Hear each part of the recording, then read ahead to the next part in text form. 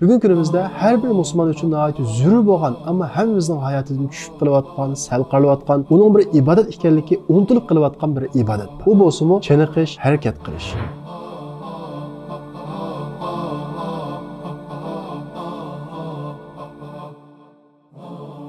Chiniqish, harakat qilish bizning badanimizning eng asosiy ehtiyoji. Shundaqla bizning badanimizning bizning ustimizdagi haqqi. Biz ilgirki darslarimiz deganimizda bizning ustimizda bizning badanimizning 3 xil haqqi bor. Birisi sog'lom oziqlanish, yana birisi sifatli uyqu, yana birisi bo'lsa harakat. Biz harakatdan iborat badanimizning haqqini bermasak, badanimiz bunun qarta kasal va shunga o'xshagan turli salbiy inkoslar bilan bizga javob qaytaradi. Chunki Alloh taolo bizning badanimizda davomli harakat qilib turish kerak bo'lgan shaklda yaratgan. Agar biz harakat qilmasak, bu badanimizning ehtiyojini bermagan bo'lamiz. Bularni bugungi kunimizda ko'pincha o'ltirib xizmat qilamiz. Bunday ahvol ostida harakat qilish, badan chiniqtirish biz uchun ibodat, shundaqla tan sog'lomligimizning eng muhim asoslaridan birisi. Professor doktor Yavuz Yuruk o'g'li bir odamning harakat qilmay o'tkazgan bir kuni, shu kunni bir qop tomoq chekkan o'xshash ziyonliq deydi. Bir kuni harakat qilmay o'ltirib o'tkazdingiz deganlik badaningizga ana shunday ziyon olib keladi. Undan boshqa harakat qilmaslikning diabet, qon besimi, qon quyuluş, qonning harakati ostlash, semizlik, g'ururlik, tushkunlik o'xshagan nurg'unlagan kasallarga sabab bo'lganligi isbotlangan. Demak, biz harakat qilmagan vaqtimizda o'zimizga ziyonkashlik qilgan bo'lamiz. Alloh taolo bizga omonat qilgan bu badanimizga zulm qilgan bo'lamiz. Badanimizning haqqini bermagan bo'lamiz. Shuning uchun eng aqlli bo'lgan mengish bo'lsa-mu, kunda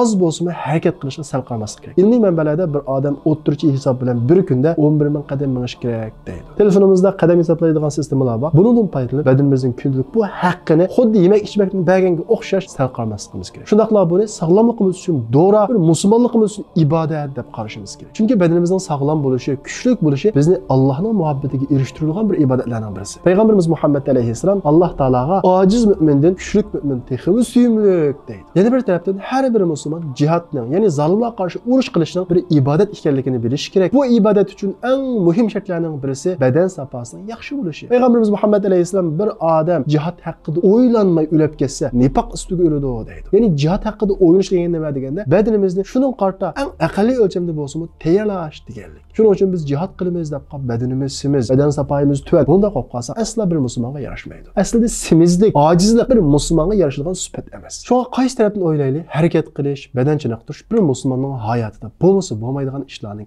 birisi. U bizning irodamizni kuchlantiradi, o'zimizga bo'lgan ishonchni oshiradi, ruhiy holatimizni ustun qiladi. To'g'ri, ko'pinchamiz harakat qilishning, chiniqishning muhim ekanligini bilamiz va buning qarta bir qancha qatim tirishib baqqan, uylarimizga yugurish mashinasi baqqan bo'lishimiz mumkin. Ammo davomlashtirolmayotgan bo'lishimiz mumkin. Buning aslida bir qancha sabablar yotadi. Men tuanda kishilarning tajribasiga asoslanib to'plangan, amaliy, real qo'llangan bo'ladigan chiniqishimizni davomlashtirish uchun muhim bo'lgan bir qancha tavsiyalarni qilaman. Birinchisi, agar siz bir musulmon deb qarasangiz, chiniqishni, harakat qilishni bir ibodat deb qarang. Xuddi namoz o'qiganga, ro'za tutganga o'xshash bir ibodat deb qarang. Shunda qarasangiz xatolashgan bo'lmaysiz. Chunki chiniqish, harakat qilish badanimizning haqqi, u bir ibodat. Shundaqla tan sog'lomligim uchun qilmasam bo'lmaydigan do'ra deb bilaman. İkincisi, mayli yugurish olsun va undan boshqa har xil shakldagi badan chiniqtirish olsun, vaqtini kechda emas, ertaganga o'rnashtiring. Kechda o'rnashtirgan vaqtingizda bir kunlik mashg'ulot bilan ba'zi herib kelgan vaqtida qo'shaqmaydigan va yoki boshqa sorunlar bilan davomlashtirolmaydigan ahvol kelib chiqadi. Chiniqish bir qancha qatim tashlanib qolsa, uni davomlashtirish og'ir keladi. Shuning uchun ertaganing havosi ham sof, ham odamning vaqti boshqalar tarafidan ilinmaydigan bir vaqt. Shunga chiniqishni, harakat qilishni, yugurishni ertaganga, bomdod namozdan keyinga, agar qila olsangiz, bomdod namozdan burun o'rnashtiring. Buning shu kundagi xizmatimizga nihoyat ijobiy ta'sir bor. Masalan, ertaganda chiniqqan holda xizmatimizni boshlasak, kechgacha ruhli holatda xizmat qilamiz. Uchinchisi, chiniqadigan, harakat qiladigan vaqtingiz muqim bo'lsin. Ya'ni ertaganda soat 7 da yoki soat 6 da.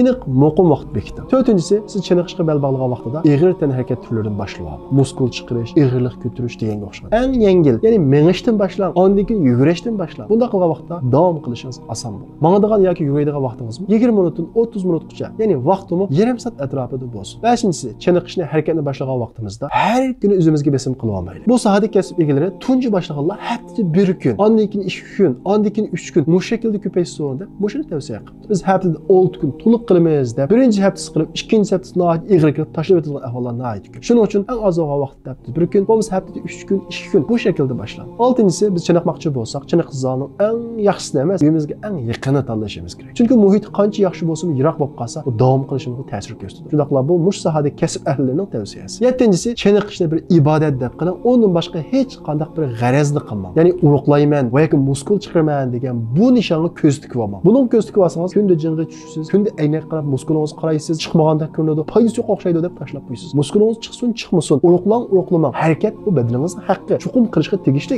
ish. Shunga chiniqqan vaqtimizda men chiniqish orqali bedanimning haqqini beryapman deb buni o'ylab chiniqishimiz kerak. Undan boshqa musulmon bo'lish sifatimiz bilan chiniqqanda diqqat qiladigan bir qancha ishlar bor. Birinchisi, biz musulmon bo'lish sifatimiz bilan ma'lum zalga, chiniqish klubiga tizimlagan vaqtimizda har ayollar aralash bunday zalga kirmasligimiz kerak. Chunki bunday vaqtda ko'zimiz harom qarab qoladi. İkincisi, chiniqqan vaqtimizda tizimimizning ostida bir narsa kiyishimiz kerak. Agar ko'sak kiysak, uning ichiga tizimimizni yapadigan, chaplashib turadigan bunday tan harakat kiyimlar bor, shuni kiyishimiz kerak. Uchinchisi, musadik kishilarning tavsiyasi, tomoq yeb buni eng az 2 soatdan keyin chiniqing. Ya'ni qursingizni to'q vaqtda chiniqmang. Shundaqla qursingiz och vaqtda chiniqmang. Normal holatda chiniqing. To'rtinchisi, bugungi kunimizda bizning jamiyatimizga psixikalik davolash va yoki tan tarbiya nomi bilan boshqa dindikilarning, ya'ni ozg'un dinning ibodatlari bizning jamiyatimizga singib kiryapti. Uning misollari yoga, ya'ni meditasyon. Bu amaliyotda tan tarbiya turi emas, va yoki ruhiy jihatda davolash elib boradigan bir harakat emas. Bu tipik holda buddistlarning bir diniy ibodati. Ya'ni meditasyon orqali biz ilohga ulashimiz deb qaraydigan bir xil ibodat shakli. Buni tek mohiyatini tushunmagan ba'zi kishilar buni tan tarbiyaning bir turi va yoki ruhiy jihatda davolash elib boradigan bir xil harakat, ya'ni kayfiyatimizni yaxshilaydigan bir xil harakat deb bizning jamiyatimizga tashviq qilyapti. Amaliyotda buning nima ekanligini buddistlarning ig'izini bir anglab boqaylik.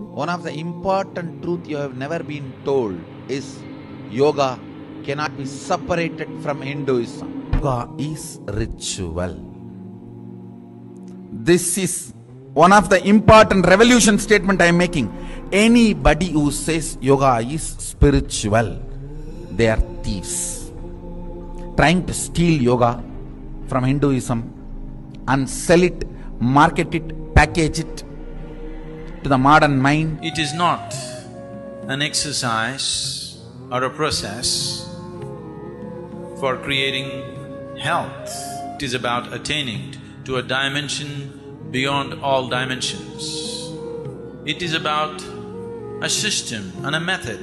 Demek meditasyonning xarakterini buddistlarning o'zining ig'izdan oldi. Uningga nimdek ism qo'yaylik, ismini almashtiraylik va yoki uning bizning ruhiy holatimizga va yoki badanimizga foydali ba'zi taraflarini so'rab akiraylik, u boshqa dindagilarning ibodati bo'lgan, u bizning aqidamizga taqishligan ish bo'ldi. Ya'ni bizning iymonimizni zaxmlantiradi. Shuning uchun bu xil boshqa dindagilarning ibodatlarini tan harakat deb qabul qilishni qattiq saqlaylik va uni tan harakat deb o'zimizni aldamaylik. Haroqning ustiga boshqa qismlarni qo'ysak, u ya'ni haroq, u harom bo'laveradi. Shunga o'xshash boshqalarning bir ibodat shakli, psixikalik davolash va yoki tan tarbiyaning turi deb kirsin, u boshqa bir ozg'un dinning ibodat shakli, buni qilishga qat'iy bo'lmaydi. Beshinchisi, bir musulmon badan chiniqtirishni, harakatni badanim sog'lom bo'lsin deb tan sog'lomligi uchun qiladi. Bunda bo'lgan ekan o'zining tan sog'lomligiga xavf olib keladigan har qanday tan harakat turlari shug'ullanishga bo'lmaydi. Shunga bundan saqlanish kerak. Undan boshqa biz chiniqqan vaqtimizda xulqimizga tinchlig'ish selib, qiraat tinchsak va yoki diniy darslarni tinchsak va yoki foydali mazmunlarni tinchgan holda bo'lsa, bu bizning harakat chiniq sifatimizni texmi oshiradi, uzun davomlashtirishga foydasi bor. Esimizda bo'lsin, chiniqish, harakat qilish biz xolis qiladigan ish emas, u bir ibodat. U bir musulmon uchun majburiyat.